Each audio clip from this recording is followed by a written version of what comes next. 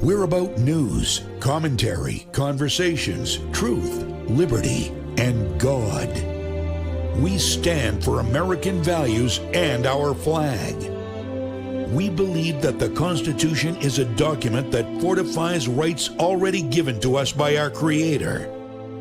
We will not apologize for our love of God and country, ever.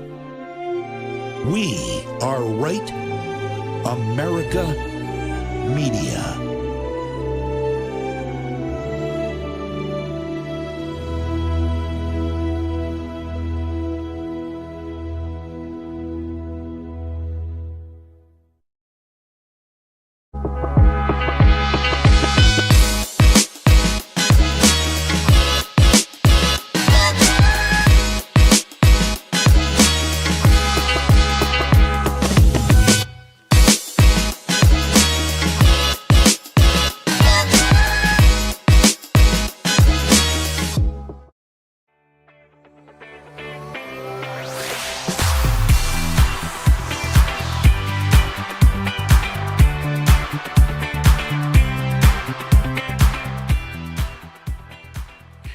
Welcome back to Blue Collar Intellectual Podcast, produced by Ram TV Live. Once again, I'm going to say it, and I say it every single week. If you are not a part of the Ram TV Live family, you need to join.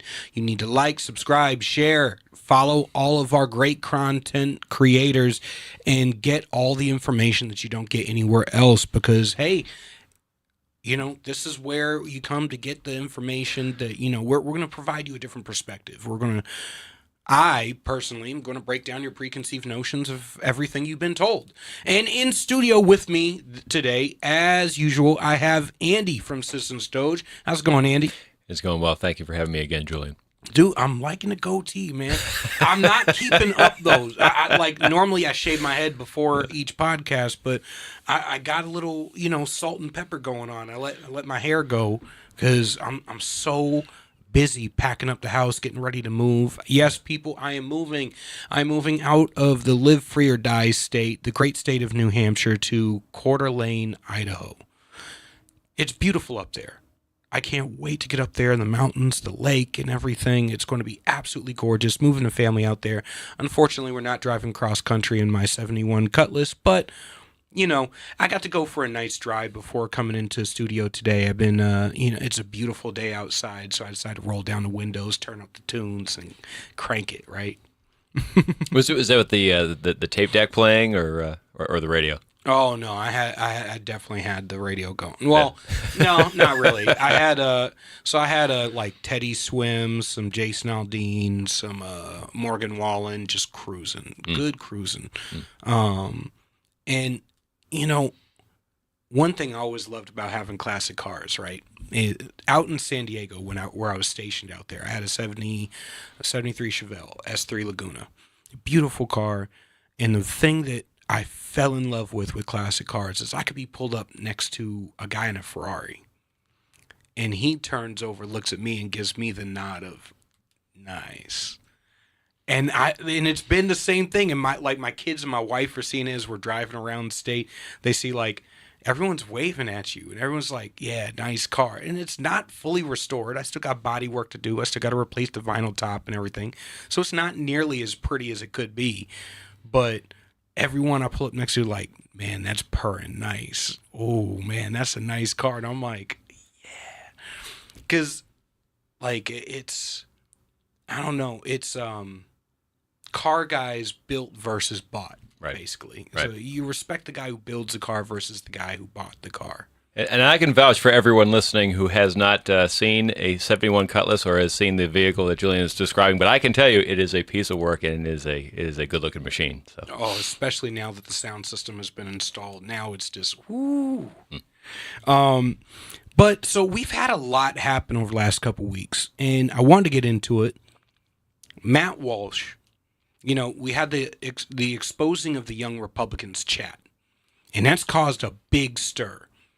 And while the reaction by a lot of people on the right, especially a lot of black conservatives and Jews on the right, has been, wow, this is abhorrent. The type of discussions and comments that we're seeing in this chat, we should not be okay with this.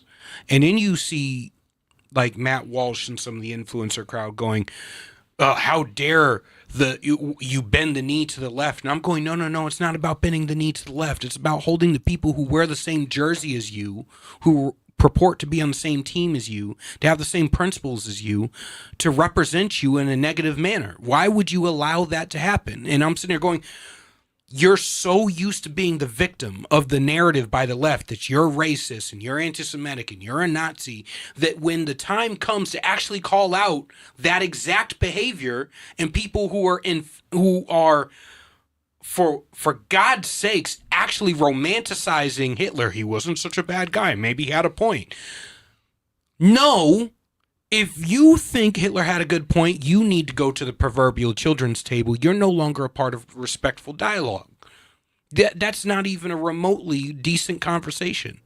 And it's because, and once again, it's a victim mindset. We're so used to being attacked by the left that when the time comes to actually call out the behavior, you can't make your entire existence the opposite of what the left is.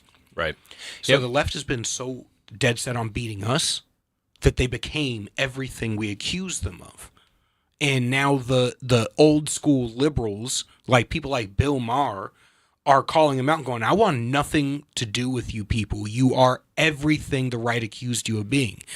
Now I'm sitting here going, they called us Nazis, and now the time comes out to call out people who are romanticizing Nazis. You should probably call those people out, not go, oh, well, they're my friends, so I'm not going to call them out. Or they're on my side, so I'm not going to call them out. No, call those people out, make it very clear to people that this is not what the right stands for. Right. Yeah, I can't remember from the early stories I read on it whether or not it was somebody who was just disgruntled on the inside who wanted to make a point about some of these people and the things that they say, in secure channels when they think nobody else will ever glean what it is they're saying or whatever. It's definitely a tricky situation. I think that it's more a reflection of some people who are rather insular and just take inside jokes way too far. That's the way it seemed to me. But you're absolutely right. There should be a delicate balance between bending the knee or saying like all the politically correct things about we're going to do better and just saying, hey guys, by the way, maturity and prejudice and bigotry knows no single side of the political spectrum. We all know this. And but the stupidity is, and this is where I tried to warn people when Elon Musk let everybody back on X. These were people who were on Gab. These were people who were on Parler. They were gone and they were away. They were in the dark corners of the web, right? When they came back to X, they came back to X with an entire ecosystem. And not just an entire ecosystem of the bigoted people, but an entire ecosystem of everybody who was banned, shadow banned, whatever, who shouldn't have been banned. And there was no good reason for them being banned. They just happened to be conservative, so they got cut out. And there was this whole idea that, oh, if I got banned and I didn't do anything wrong and you got banned, you must not have done anything wrong. And these are just conversations they don't want us to have. No, there are some conversations that aren't worth having. Okay, and it's not because legitimate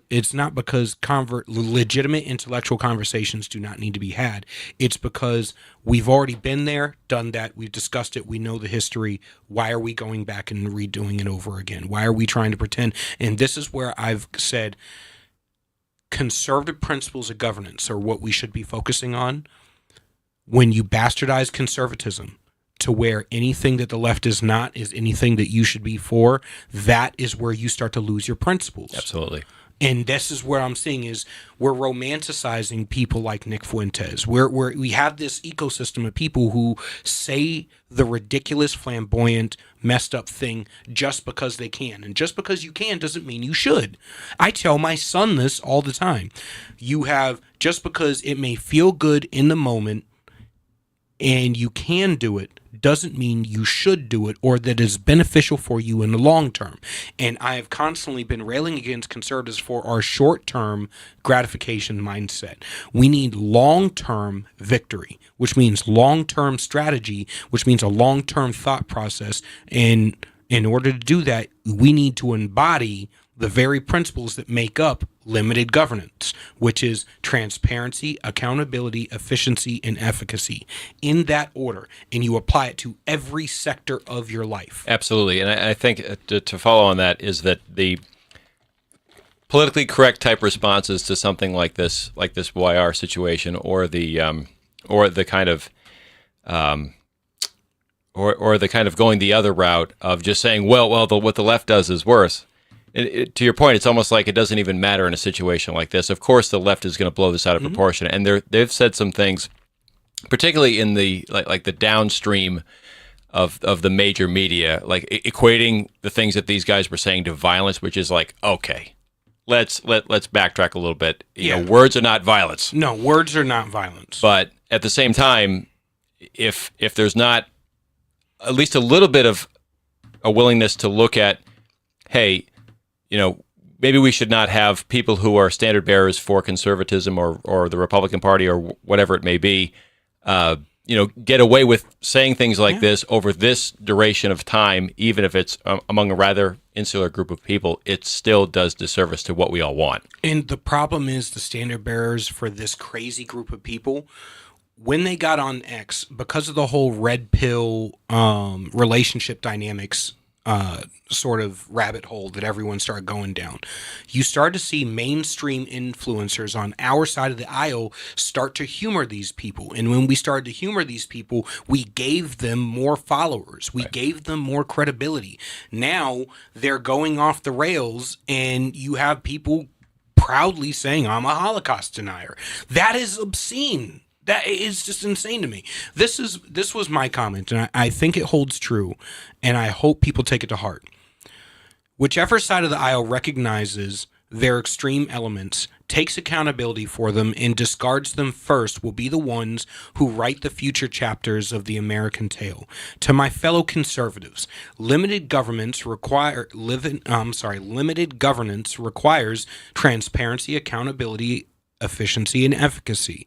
You must also apply this to every aspect of life. And while I understand it's not fun because introspection is pain, we say that a lot on the show, it is necessary for growth, and growth is necessary to save America.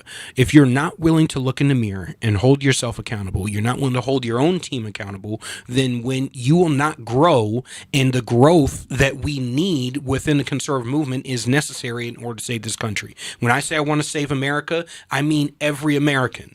I don't discriminate between the races of the Americans. I don't see us as having a race problem. I see us as having a Marxism problem, as having a death, poverty, and destruction guided by progressive principles of governance problem. I see a very intrinsic problem both within the institutions of this country, within the culture of this country, and it has even corrupted the church. And we're seeing a revolution within the church right now where we're starting to discard that and get back to biblical truth. And in order to do that, just because it feels good to say the shit that you normally couldn't get away with saying, doesn't mean you should go around and say it. Right. I could call my wife fat, or I could say, hey, baby, why don't you come to the gym with me and let's level up together. And it just baffles me. Yeah, we already know that the left is in a downward spiral, and that they're going to take this country into a very bad downward spiral if things keep up the way that they're going, and if, God forbid, they should take back power again, you know, not just federally, but in states across the country where that's at issue. We can't join in that process. And we have to be above it. We have to be better. Exactly. And the problem is we always act as if once we have the levers of power that things aren't going, the pendulum is not going to swing backwards. The stock market's never going to go down, to mix metaphors. Yeah. And we've discussed this before. We're in the eye of a storm right now. We don't know what the outcome of this presidency is going to be. We don't even know what the outcome of 2026 is going to be. I can promise you that if everything's swinging, all the momentum swing in our direction right now, if people look over here and see us, they did see us as the reasonable alternative to Joe Biden in the death, poverty, and destruction of his administration, and they look over here and they see that, they're going to get this gut-wrenching reaction, this vomit-like reaction. They're going to go right back over there, which means we lose the 2026 election, which means Donald Trump's final 2 years in office are a lame duck presidency. He can't get half the shit he's done. Half the shit he needs to get done. He's going to spend the next 2 years in and out of court as they weaponize the system against him continuously. And we're going to end up right back with another Democrat in office in 2028. And we need at least 8 solid years of the pendulum swinging back towards some semblance of normalcy. Otherwise, we lose this country. Absolutely. And in the meantime, we can there are any number of reasons that Democrats or the left can feel they can gain leverage in the political debates about the current moment we're living through. Mm-hmm. The one thing they absolutely do not need, and that we must give them as little as possible, is reasons to proclaim they're morally superior, because they already believe that. Yeah, and they're not by any means. And I'm not even going to put 1-to-1 say that we're on par with them, because we're not. Not with the violence they've called for, not with the prevalence of anti-Semitism and outright racism. It's so beyond the pale. But I don't think that just because they do it, that we can say, oh, well, we do it to a lesser degree, so we're not guilty of it. No, if it's there, you're guilty of it. I'm sorry. There's no difference to me. You call a spade.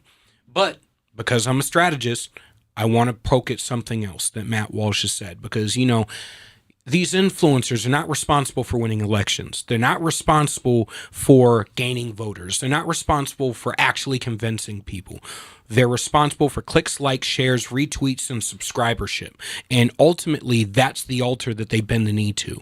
Or they get to be hyper-principled or hyper-ideological to the point where they're not relating with the average person in the country. The problem with that being, you're not relating to the average person in the country, which means you're not having convincing arguments, which means you're not productive. You can be often counterproductive. Matt Walsh said, and I quote, "I wouldn't compromise on abortion even if it really did mean losing every election from now till kingdom come." All right, now here's my perspective. That sounds like a moral position, right, people? But let me translate that for you. I care more about shouting from the rooftops and casting lightning bolts from my ivory tower than accomplishing anything in the direction of the goal I say I want to achieve, and will continue this charade in order to monetize the short-sightedness of those who think the same way. That is exactly what he said. And I understand why people think like that. We want to feel morally superior. I'm refusing to bend the knee. I will not bend the knee. I will not vote for this single issue. Here's the problem. Not voting for that single issue, does it stop your kids from being sent to war? Does it stop the economy from crashing? Does it stop the cost of living from going up? Does it stop you from losing your job, losing your house? Does it stop your daughter from transitioning to a man, or vice versa? Does it stop the schools from indoctrinating your children into believing in abortion? Does it stop the marriage rate from declining? Does it stop the divorce rate from going through the roof? Does it stop the suicide rate in this country, or the drug addiction rate in this country? You single issue voters baffle me to so many different degrees, because you don't it's a fundamental lack of understanding of how all these other things affect the issue you care about. All of those issues I just named are reasons that women think of, when they think of having a kid. Do I want to bring a kid into this world when I have to deal with all of this, and I can barely deal with all of this, let alone deal with a kid on top of it? No. So you fix all those other issues as well. It's that everything feeds into each other. So, me being me, I decided I was going to write a strategical response on how to accomplish getting rid of abortion. So, here we go. A strategic guide to ending abortion, leveraging psychology and marketing for lasting change as pro-life advocates, we often face a profound question. When you stand before God, will you say you ended abortion through smart strategy, cultural transformation, and real-world positioning? Or will you only claim self-righteousness without tangible results? The good news is that executing long-term strategy does not mean sacrificing your principles. I don't support abortion at all. My focus is on systematically mitigating the desire for it through psychological insights, marketing tactics, that shift hearts, minds, and behaviors. Here's how we can do it step by step, drawing from proven approaches in empathy-driven communication, informed decision-making, and cultural alignment. 1, start with empathy-driven messaging. You need to message to the people who are here, alive, right now, who are making the decisions. How do you do that? The same way we did in New Hampshire. The left was lying about the abortion bill that we passed. So what do? We focused on what the actual bill said and what it actually did so that we could affect change by educating those women before they went into the polls. And we took it off the table, so that wasn't a deciding factor in our state elections. What happened? We won an executive council seat, 2 state senate seats, and a large majority in the state house and the governor's seat. And the pro-life organizations are doing great work with billboards around the state right now, especially where I live in Manchester. You can see them over a lot of major intersections throughout the city. They're doing a great job getting the messaging out there about that. So, the psychology of connection, why it works psychologically. Women facing unplanned pregnancies often feel isolated, scared, and pressured. Harsh rhetoric that solely speaks for the baby can trigger defensiveness and alienation rooted in cognitive dissonance theory. People resist messages that attack their self-image. Instead, use empathy to build rapport and make your message more persuasive. We'll be back. We're going to have a guest up after the break. Michael Letts, founder and CEO of Invest USA, to talk about law enforcement, providing them with the materials they need. Stay tuned after the break. In the third segment, we're going to get back to this. Strategically, we're going to save America. Be back with you after the break.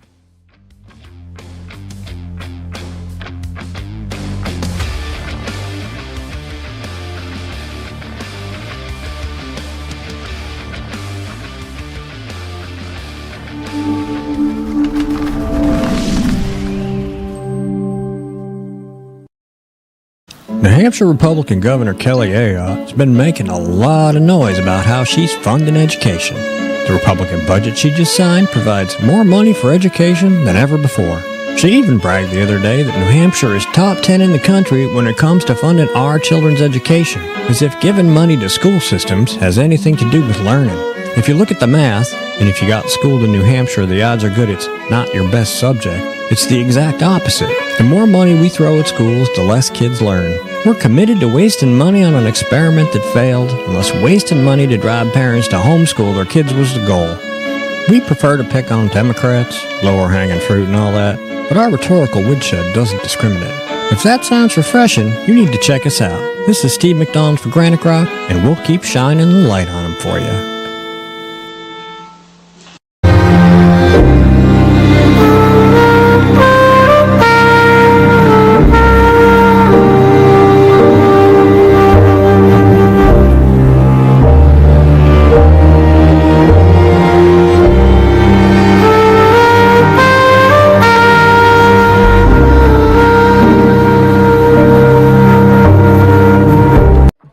How do you know when you've made the right decision?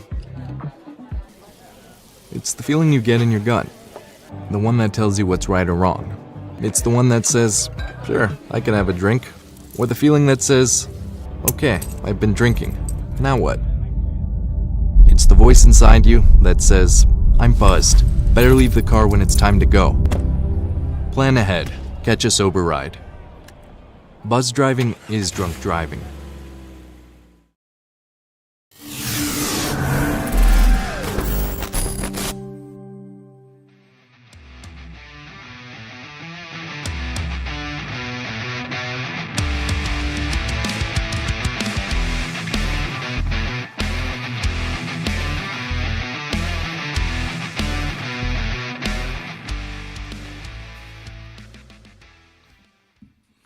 All right, welcome back to Blue Collar Intellectual Podcast. We're going to have a fire guest for you as usual. Up next is the founder, president, and CEO of Invest USA, a national grassroots, Michael Letts.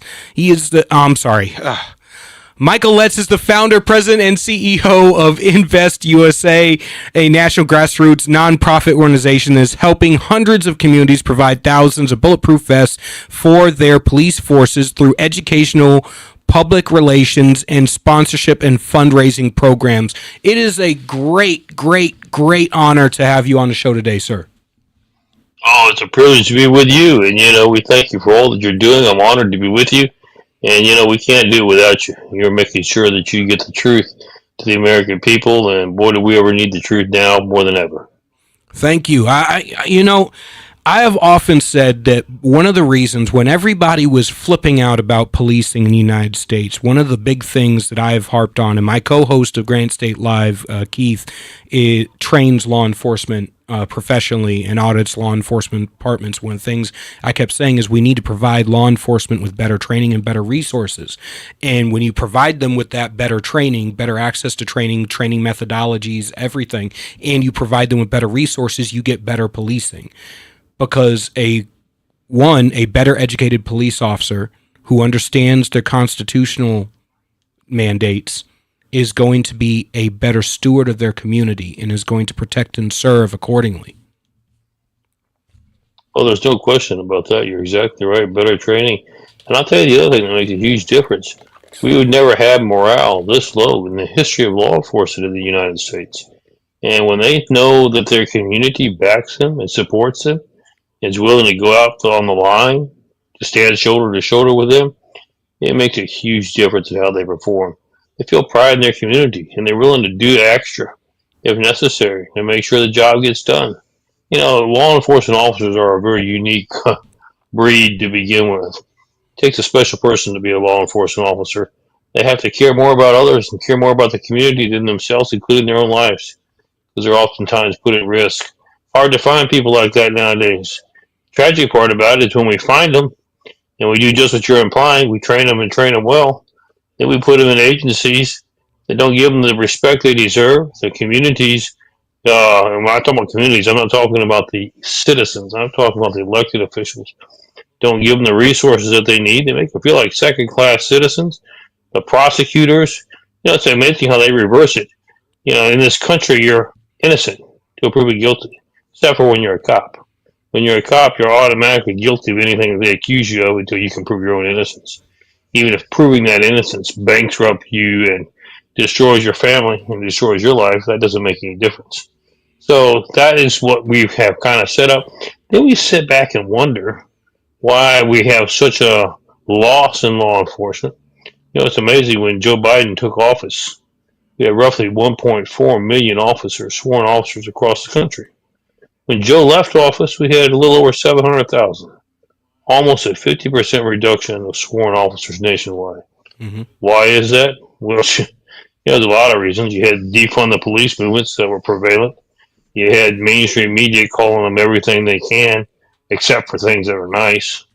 You've got bureaucrats, this is what I talk about the elected officials, who suddenly decide they don't even know which end of a pistol to use to obtain the objective.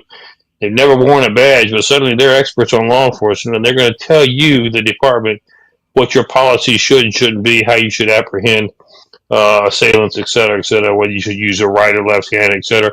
And carry it a step further. If you don't abide by their procedures and their policies, then they're going to go after you. Forget the assailant. Well, let him go. We'll pick him up another day. We're going to go after making an example out of you. And then, of course, they had the vaccine mandate. Why not use law enforcement as the guinea pigs? Let's stick you with the needle and see what happens. If you survive, great. If you don't, you're just a public servant. Who cares? And that's what they've done over the last few years. So it's no wonder why we had such a decrease. Now, suddenly, crime, before President Trump came in office, crime was going off the charts. People were scared to go out for a walk at night with their families, scared to go to the grocery store. Now, it played perfectly into the narrative that the liberal left wanted to use. Why is that? Because they can convince you that you're unsafe and that crime has just literally gone through the roof, that is what they can convince you of is, now remember, this is when they were in office before Trump came in, but never fear. The federal government is here. Yep. And they've already identified, and they had said this publicly. This is not conjecture. This is using their own words.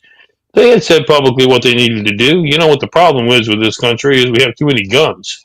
It's interesting what they would say. I never saw a gun shoot itself. Of course, maybe I just wasn't looking in the right place. Because they're convinced that every gun has its own mind of its own and commits its own crimes. So they were telling the American people, we'll fix the crime problem. We're just going to go out and take all the guns off the street. Doesn't make any difference whether you're a good citizen, legal, whether you're a good Samaritan. We're just going to remove guns, period. If you've got one, you're a criminal. We're just going to take them off the street, and that'll fix the crime problem. Well, how ridiculous can you be? You and I both know that a criminal will get his hands on a weapon, whether it's a gun, a rock, a knife, a billy club. They'll find something to accomplish their end means. So that was just a total farce, but that's what they wanted. And that got us into this mess. Thank God that this country woke up in time, that we were able to reverse course with a new president, President Trump. And we're trying to dig our way out of that hole. But let me tell you what, that's a deep hole. We got a lot of digging to do. Well, I'm going to start off with this. One of my good friends, founder of Black Guns Matter, is Maj Toure. He goes around the country training people. And one thing me and Maj completely agree with is you do not stop evil men by disarming good men. Weapons, Amen. Firearms are used over 1 million times a year to stop crimes, whereas they're only used to perpetrate crimes maybe 30,000, 40,000 times a year. As a matter of fact, the average gun deaths in the United States is around 29,000 per year. I often debunk stats coming from both sides of the aisle. I debunk the 13% of the population is responsible for 53% of the homicides because we're conservatives and we don't believe in collective responsibility for individual actions. Therefore, 50 million black people are not responsible for the lowest 1% of degenerates that go out and victimize their communities. Just like white people aren't responsible for child rapists and child pornographers and sex traffickers. We need to hold individuals accountable for individual actions. And one of the things in this podcast, we are wholeheartedly for is limited government, transparency, accountability, efficiency, and efficacy. So we hold law enforcement accountable when law enforcement does a bad job. But law enforcement are tools, and they're tools by the politicians who are over them. So if you have good governance, the law enforcement is going to be used for good things. If you have bad governance, they'll be used for bad things. One thing that stuck out for me at the beginning of the BLM movement was Darren Seals, I believe it's Shale Sons and the other man who started the BLM movement before Patrisse Cullors and the other two lesbians funded by George Soros took over and nationalized the organization in the movement. These were 3 black men holding their local government, universally all Democrats, all black, accountable for weaponizing the police force to make up for unfunded pension liabilities within their own communities. And there were investigations being done by the DOJ in 17 other police departments in major cities across the United States for politicians weaponizing the police force to make up for unfunded pension liabilities. That is not a policing issue. That is a political issue. There is no shortage of police who are willing to turn in and hold bad police accountable. But there is a shortage of union bosses, activists, and politicians, DAs, who are willing to prosecute bad cops when they need to be prosecuted. And that's why you keep getting bad cops get let out on the street, and that destroys the morale of good cops who are trying to hold each other accountable. I've seen no shortage of police willing to hold each other accountable. So where this comes from is the politics side of law enforcement, not from the policing side. Now, when it comes to strategy, methodology, education, that comes from the policing side, and that's something that can very easily be fixed with proper and select funding. The defund the police movement I saw to be wholly counterproductive to the problem. They don't need less funds, they need more funds. They don't need less funds, they need the funds directed in a preemptive manner towards making better police. Correct. Boy, that's music to our ears, I can tell you what, because That's what we're fighting. There was a perception by the mass media that, of course, it was perceived. It was all staged. It was a script that goes back for decades as to how they wanted to get us to this point. And one of their pages in their script was, let's start making crime, violent crime, prevalent by having the riots that we do in the streets, and then let's order law enforcement to stand down. However, let's make sure the media is there to show America, here you have law enforcement just standing there doing nothing, not knowing that they had been ordered to stand down. Mm-hmm. I have people tell me all the time, why didn't they just violate the order? Well, that's something that's crazy that I would probably do. But you have to understand the flip side of that. You're young, you got a young family, you got to pay your rent, the mortgage by the end of the month. You can't afford to just get fired and then figure out where you're going from there. And most cops are living paycheck to paycheck, just like most military They sure members are. are living paycheck to paycheck. And the reality is, you're not just worried about maintaining your job and maintaining your way of life and maintaining your ability to provide for yourself. You're also worried about the fact that you open yourself up to prosecution when you start violating orders as well. And if you're not Correct. somebody who, and a lot of these unions are not going to get behind you when you violate orders. They'll get behind you when you do something bad because the union, some politician wants to run for office, therefore the union can leverage not prosecuting you so that politician can get a police union endorsement. However, they're not going to stand behind you when you back the Constitution over the unlawful order that you're given. This is why we saw people in Texas get, or in New York, get a synagogue get shut down and see a bunch of Jews getting their asses kicked in the middle of the street. Or in Texas, we saw a Republican governor allow people to get arrested for sitting in their car with with not having a mask on in their AC controlled car in a parking lot during an outdoor church service. And I call out bad governance, whether it's on the right or whether it's on the left, and I don't see the issue being with policing. I see the issue very, very much being with politicians. You're exactly right. I mean, what's always blown my mind is how do these politicians who've never had any experience in law enforcement think they're going to dictate policy to people who are willing to put their lives on the line? It's interesting. I often make the comment to politicians like this because we're all across the country, engagements, speaking engagements, etc., across the country. I say, go on ahead and let the politicians that are making these policies, give them the badge. Give them a gun and the car keys. Say, here, you go out for a night and see how you like it. They'll never do that because they're not interested in providing what the Constitution guarantees to provide for the common defense. They're interested in providing for their own power and their own power base, and that's what they want most, and that's what we're seeing and have seen for decades out of our politicians from the presidency on down. And it's time that we start holding people accountable for their actions. I love what you said. It's not the accountability goes to everyone individually. You are accountable for your actions as the ways it should be. And we've got bad prosecutors now. We've got a bad judicial system. I tell people this all the time. I don't think anybody can argue with me and have a straight face when I say that we have a two-tier justice system. Mm-hmm. There are those who seem to be able to get away with whatever they want because of their position or their wealth, etc. And there are those who can't even jaywalk across the street or spit out a piece of gum without getting clobbered. Mm-hmm. So, there is just, we have got to, in this process, we've got to rework our law enforcement. What I mean by rework is we need to provide them with the training, the tools, the resources, the manpower, and frankly, guys, they shouldn't have to work through 2 and 3 shifts to pay the light bill. You ought to be able to make a decent wage and take care of your family in such a precarious situation that you're putting your life on the line. That's what we need to do with law enforcement. But we need to go to our judicial system. We've got to totally rework these corrupt judges. What do I mean by corrupt judges? If you want to be an activist, great. Don't do it on the bench. Mm-hmm. You should be impeached, removed, and held accountable for your actions.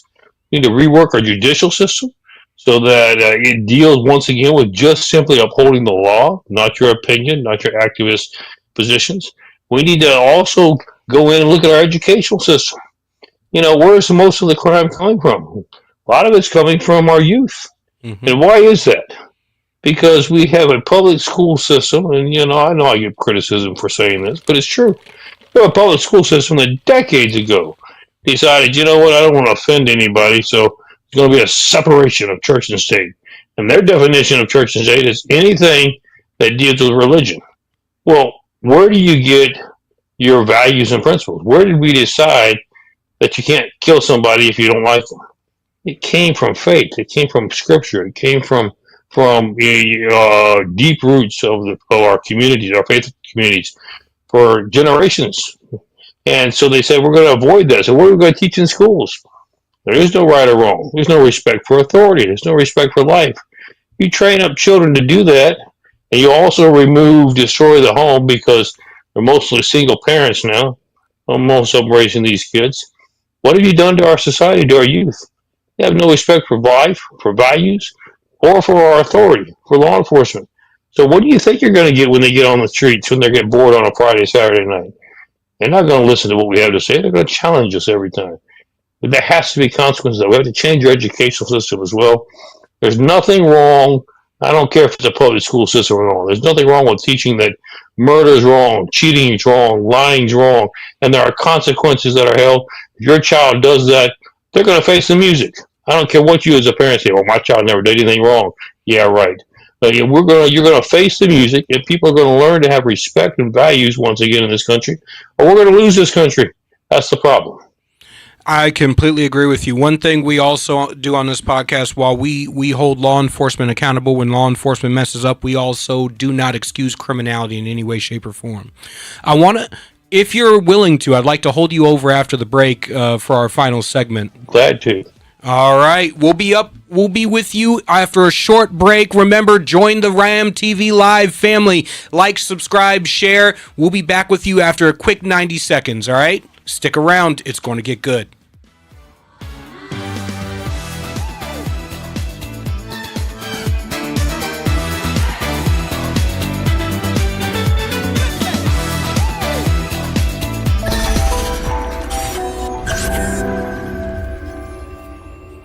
New Hampshire Republican Governor Kelly Ayotte has been making a lot of noise about how she's funding education. The Republican budget she just signed provides more money for education than ever before. She even bragged the other day that New Hampshire is top 10 in the country when it comes to funding our children's education, as if giving money to school systems has anything to do with learning. If you look at the math, and if you got schooled in New Hampshire, the odds are good it's not your best subject. It's the exact opposite. The more money we throw at schools, the less kids learn. We're committed to wasting money on an experiment that failed, unless wasting money to drive parents to homeschool their kids was the goal. We prefer to pick on Democrats, lower hanging fruit and all that, but our rhetorical woodshed doesn't discriminate. If that sounds refreshing, you need to check us out. This is Steve McDonald for Granite Rock, and we'll keep shining the light on them for you.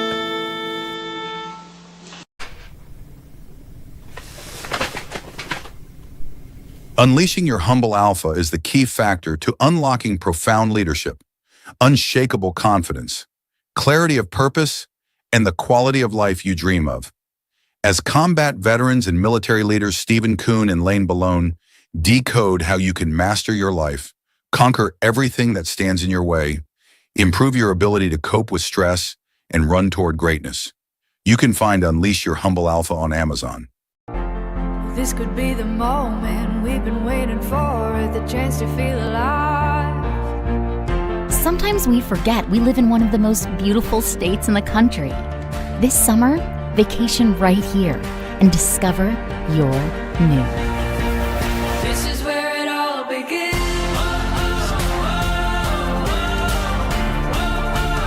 This is where it all begins. Yeah, I know. Wait, I don't know. Yeah, you just stand out. Look at that. It's so sad.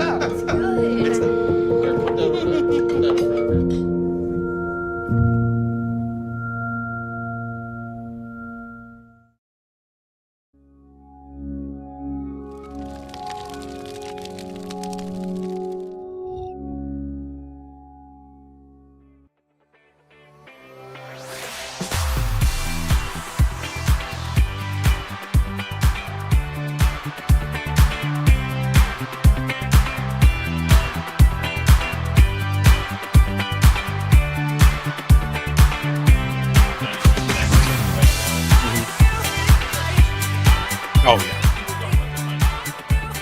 yeah.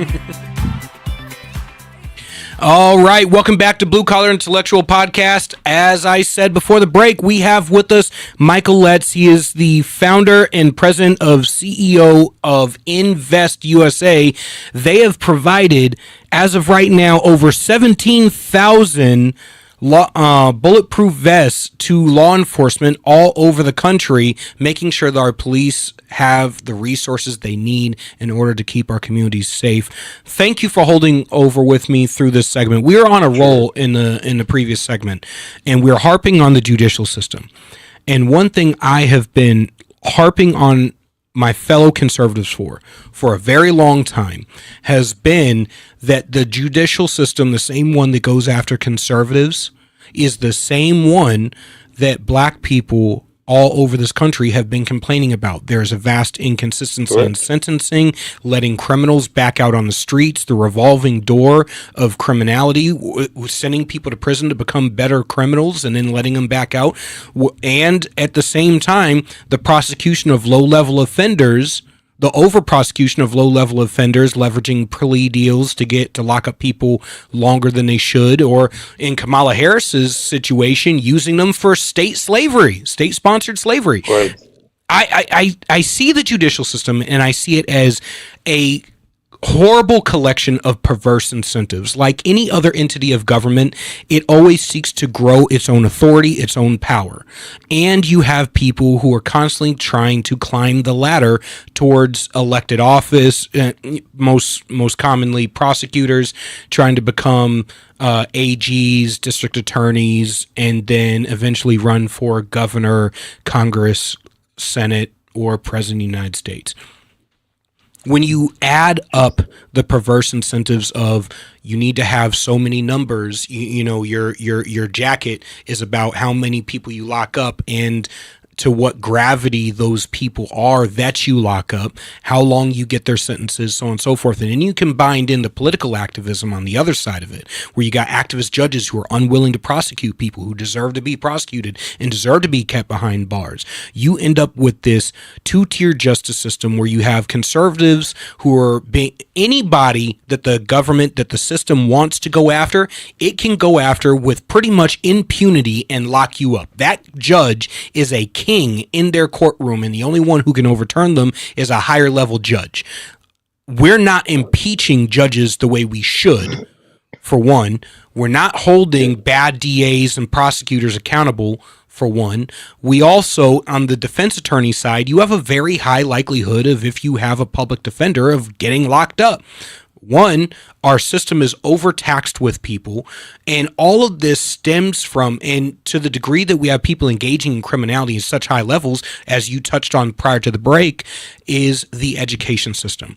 When you have people who are uneducated, they have a lack of opportunities. That belief in having a lack of opportunities makes people not even want to put the effort into their education because they already believe it's a self-defeatist proposition from the beginning. Then they don't graduate, which means they have a lack of opportunities, which means they have to make bad decisions, or it leads them to making bad decisions. Those bad decisions lead to less opportunities. Those less opportunities lead to criminality. That criminality leads to getting locked up, which leads to getting out and having less opportunities. And one of the highest driving rate factors of recidivism is when a person gets out of prison, do they have the opportunity to succeed without going back into that criminal lifestyle? And if they don't and they go back into it, they have a high chance of recidivism and going back to prison, and the cycle just repeats. And you end up with better, more hardened criminals over time. You could have said it more eloquently. I thought you hit the nail on the head. And, so the question becomes, what are we doing about it, America? Where are our efforts lying? And in this administration, we are going after it in a number of different ways. We're making sure, first of all, we seal the borders, but we have no more illegal immigrants coming in, especially those who have criminal records. We're going after those that are here illegally, and as long as we kept those borders open, we're talking about tens of millions, 10 to 20 million people we're having to go after. I don't care how you cut it. I understand the bleeding liberal media side that we're being harsh, we're breaking up families. Let me very quickly point out, this administration has done more to show its compassion than any administration I'm aware of. What do I mean by that? If we pick you up as an illegal immigrant and you have a family, we give you the option. Do you want your kids to go with you back to where you're going? No, you don't have an option of saying, here, you are a felon and you've broken the law. However, when we return you, if you want to take your children with you, your family with you, this government will even pay for it. Mm-hmm. We'll get you back to where you need to be to keep your family together. That's the kind of country and administration that we have here, the most compassionate country in the world. And it just irks me to see all these people using false testimony, saying we are destroying families, regardless of whether they're criminals or not, we are destroying families. We are absolutely not. We are trying to make sure that we do what the Constitution provides for. If you read it in the preamble, what does it say? To provide for the common defense is one of the first things in there. I can't defend you if I can't keep you safe. And that's what we're attempting to do. The hard part about liberty, on one hand, as a conservative, I am always reticent to trade liberty for safety. And on the other hand, I also understand that the fastest way to get safety is to fix our education system, and the fastest way to get safety is to create critical thinking, independent adults who are capable of being stewards of their own community. About a week or two ago, I was in the middle of space. There was a gentleman who in Chicago, with all the illegal immigration, everything they're dealing up with up there, who is a prior convict, who's gotten out, reformed his life, and has created basically a militia to go out in their community and to stop the gangs from shooting up their neighborhoods. There is no shortage of good men out there who want to stop, especially men who have been a part of the system, who have been in the system and seen the error of their ways and want to fix their community and stop other men from going in that. We need, that's the time when we need a public-private partnership where we need the police allying with those groups in order to be stewards of those communities, because mentorship as young men, idle hands create chaos. Men, when they don't have things to do and they don't have a purpose, we become self-destructive or we become outwardly destructive. And we have a lack of purpose in society today. You know, you hit the nail on the head once again. I'm enjoying the conversation so much. Let me add to that. We have already put the infrastructure in for decades, for years. What do I mean by that? Every state has a militia, okay? They don't talk about it, but they have a militia. Most every sheriff's department has a reserve program. Most every police department has a reserve program. I'm encouraging that the administration push forward by encouraging our young people, and not just our young people, anyone. I don't care if you're 70 years old, 50, whatever. Volunteer a few hours a month, and why don't you go ahead and become a reserve officer, a reserve deputy, become commissioned, so you understand the law, and you can help protect, or the militia's the same way, and you can help protect your family, your friends, your neighbors, and your community. And do it and feel justified by it. You've got the training actually and certification. You're a commissioned officer.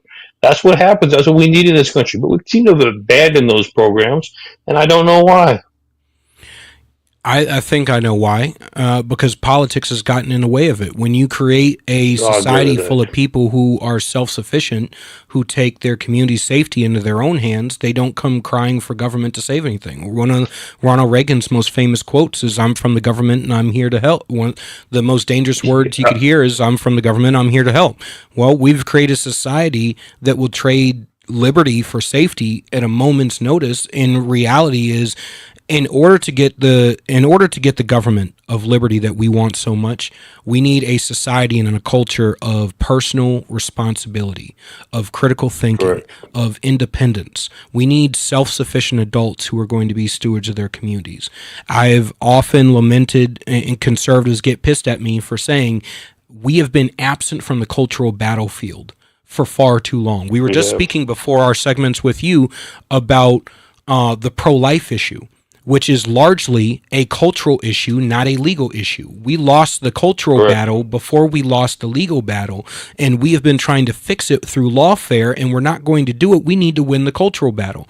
And that means you need to be on the playing field when it comes to the culture, which means you need to be out in your community talking to people. You need to be out in your community engaging with people. You need to engage with people on an empathetic level so that you build rapport and understanding before you try to solve problems. Don't come at things from I'm team red and you're team blue. That's political gangbanging. Instead, engage with people as individuals.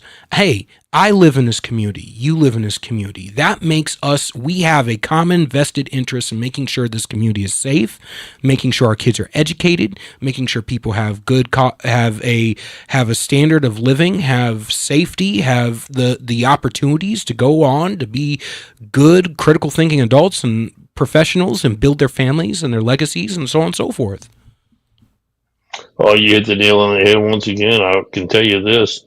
We made a huge mistake in this country right after World War II, and I understand it. After World War II, we came back victors of freeing the world from fascism, from rogue government, and we paid a great price for that. Lost a lot of our boys in those actions. So we came back and we said, I've done my time now. I think I'm just going to sit back and relax.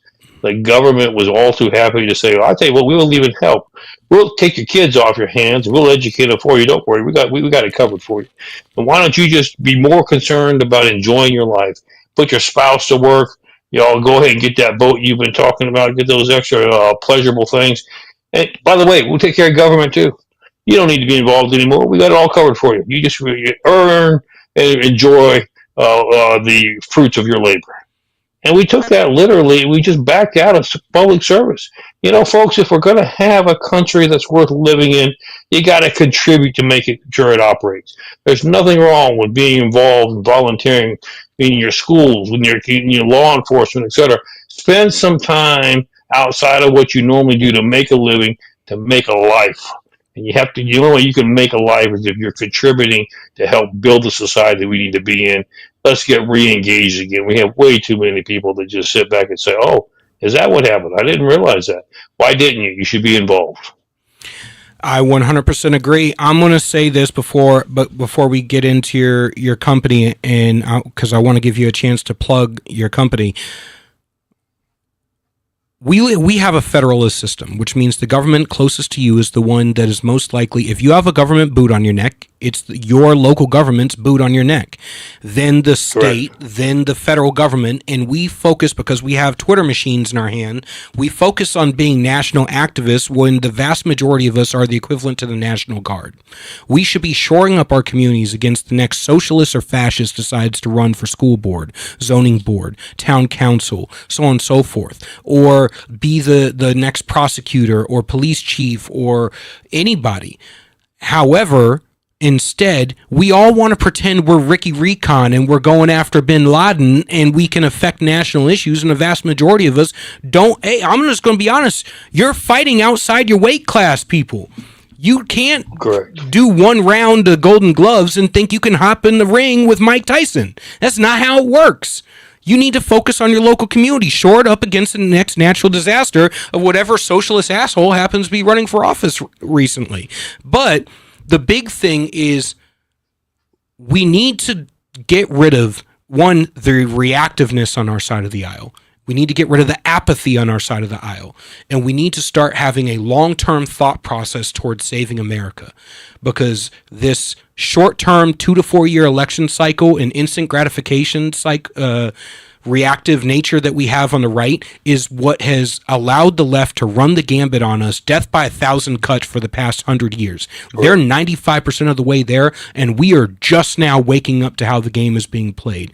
But you have made a valiant effort in solving a problem where that honestly needed to be solved.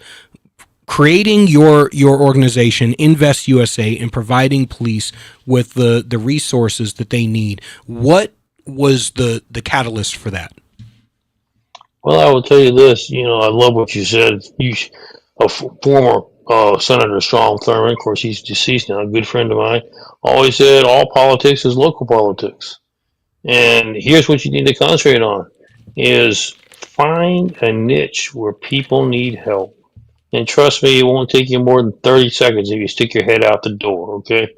Find a niche and then get involved in helping get in that lane and do something to meet those needs. You'll find yourself with a tremendous reward. I mean, mentally does great things for you to be of help to others. Your community will benefit. It just all works and synergizes real well. So we pull ourselves away, which is what liberal theology wants us to do, get self-absorbed, that we lose our values and we lose our objectives. So your question was, why do we get involved with law enforcement? You know, quite frankly, if we don't have a great, safe place to live, we don't have a place to live, period. And we have our law enforcement officers, we just throw them out there. We don't give them the support they need. We don't give them the equipment that they need. We only call upon them when we need something. The rest of the time we scowl at them and we hate them because we got a traffic ticket that we didn't think we deserved. But, you know, quite frankly, if we show them that we care about their ability to be able to protect us, they will in turn reward you and enrich your community in countless ways. Look, it takes a special person to be a cop. I've said that before. I have seen more officers across the country who pulled somebody over because their kids were running around in the back seat. They start talking to them, and I lost my job 2 weeks ago. I can't afford car seats. They'll say, follow me. They'll go to Walmart and pay for those car seats out of their own money. They don't even have money to do it, but they'll pay for it anyway because that's how much they care about the community. Folks, why don't we start looking at how we can make this a better country and a better community by being involved? It's not going to go away, as you so eloquently said, if we just get the right people in office every 4 years. That doesn't work. What works is, yes, we have to vote the right way and get the right people. But what works is you. You get involved. And what I mean by getting involved is find a need in your community. Make a difference in local politics. Make a difference in your community and let it begin to elevate itself up towards the top. We build from the ground up, not from the top to the bottom. That's the way it needs to be done. Invest was created because of the fact we had officers, still do, hundreds and hundreds of thousands, but not the proper protection. When they go into these calls, a call comes across a radioactive shooter, they don't have active shooter vests. They're going in there knowing they're underdogs. If that shooter is still active, is still there, they got a good chance of not coming home. They do it anyway because they care about their community they want to serve. The least we can do is care about them. Make sure that that need is met. That's just one of many ways. There's so many other needs out there. We have veterans that are sleeping on the streets. We have people that have no place to go that are homeless. There are so many ways we can solve so many of the problems ourselves. We don't need the government. We can do it ourselves. We get shoulder to shoulder and put our backs together and say we're going to solve these problems as a community, and we're going to make our small community a better place to live. We do that and replicate it across the country. America will be the shining beacon that has always been in the past, that shining light on the hilltop. All right. Thank you, sir. I want to thank you for coming on the podcast. It has been absolutely amazing. I'd like to have you back on in the near future so we can continue to go down the rabbit hole on, existentially what this country needs in order to get back to having safe communities and how to further support our law enforcement officers. Please go and support the work of Invest USA. Again, this is my guest, Michael Letts. Go and support his work. Our law enforcement needs it. For the end of this show, I want to provide you with the end of what we were talking about earlier before our guest came on. Empathy-driven messaging. Okay, this is what we're talking about. How to move the ball forward, right? The psychology of connection, why it works. Women facing unplanned pregnancies feel isolated, scared, often pressured. We went over that, right? The marketing tactic, reposition the conversation as supportive and women-centered. Craft campaigns like "You're Not Alone," real choices for a brighter future. That highlights stories of women who've chosen life with community support, because there are organizations, tons, like Pregnancy Life Centers, who are out there to help women not have to choose between their baby and their future. Make it so 83% of women who get abortions say that had they been given all of the other options, they would have chosen those other options over abortion. Because what they don't tell you at Planned Parenthood is that you have a higher chance of suicidal ideation, higher chance of drug addiction, higher chance of depression and anxiety, because it's easy to say it's not a life before you abort the baby, and then you see the baby and you feel the loss, because your body goes through a chemical exposure, a biological chemical exposure of dopamine, oxytocin, serotonin when you have a baby. You feel that baby inside of you, and when the baby gets ripped out of you, all of a sudden all of that goes away. Very much akin to postpartum depression. All right. So use social media ads, influencers, and testimonials to normalize alternatives, reducing the perceived quote unquote need for abortion by addressing root fears: financial, emotional, relational. Actionable step: train advocates in active listening and empathetic dialogue. Test messages with A/B splits on platforms like X or Facebook to track engagement, to refine what resonates. This isn't compromise, it's smart influence that changes decisions at the source. 2, implement informed consent legislation.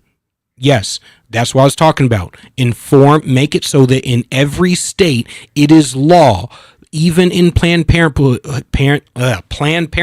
that you're required to provide a written piece of paper that shows all of the resources that are available to these women in every single organization that will help them not just abort their baby, but carry their baby to term and be self-sufficient without being on the government dole, so they can finish their education, they can have their career, they can build a lifestyle, they can build a legacy, they can still have a family and have a future. They don't have to choose. You can be a mother and be a powerful woman at the same time. Implement. So we have that. Then the marketing tactic for the implementing informed consent: frame it as empowering women with knowledge, not restriction. I drafted an informed consent bill, and I presented it to multiple organizations, and they understood the need for it and the long-term effects of what it would do should it be implemented into law. But the problem is there are too many people who profit off of the self-moralization of standing in their ivory towers and casting lightning bolts at people, and proselytizing safely within inside of our four walls, instead of getting out in their communities and talking to normal people about normal issues and building that rapport. I'm not saying it's easy, but I'm saying it's worth it. If you care about actual results, do you want to stand before God and say you felt self-righteous and, hurling your flaming sword in the word of God? Or do you want to stand before God and say, I made a difference? I actually saved lives. I actually brought America back from the brink. We're no longer killing the children who will go to become the people who solve cancer. We're now creating a generation of women, of young adults who value life so damn much. It is abhorrent that they would ever even consider the idea of giving up their children. And you can do the very same thing with divorce. You can do the very same thing to fortify marriage. You can do the very same thing to fortify people to take care of their communities. It's not easy. And I understand looking in the mirror and understanding whether or not you've been a part of the problem or a solution. That's introspection, and introspection is pain. But if you really want to save America, you're going to have to go through that pain, because no growth happens without pain. The final thing is align your legislative shifts with cultural shifts, not in advance of them. If you advance legislation in advance of cultural shifts, you'll get a cultural backlash. Okay? God bless everybody. This has been a fire episode of Blue Collar Intellectual Podcast. Like I said, we're going to get into it. I'm gonna shatter your preconceived notions and all the shit you've been lied to from all your favorite influencers. And if you want to get more, tune in to Ram TV Live. Become a part of the family. We'll be back next week, and we're going to get into some more stuff, and I'll be sure to go ahead and, yeah, we'll dunk on the Dems, but we're going to be focusing on solutions, and we're going to be focusing on growth. If you want to grow and you want to save America, this is where you need to be. Up next is going to be Granite State Live. After that, who knows? But we got a lot of great content coming up for you next. God bless.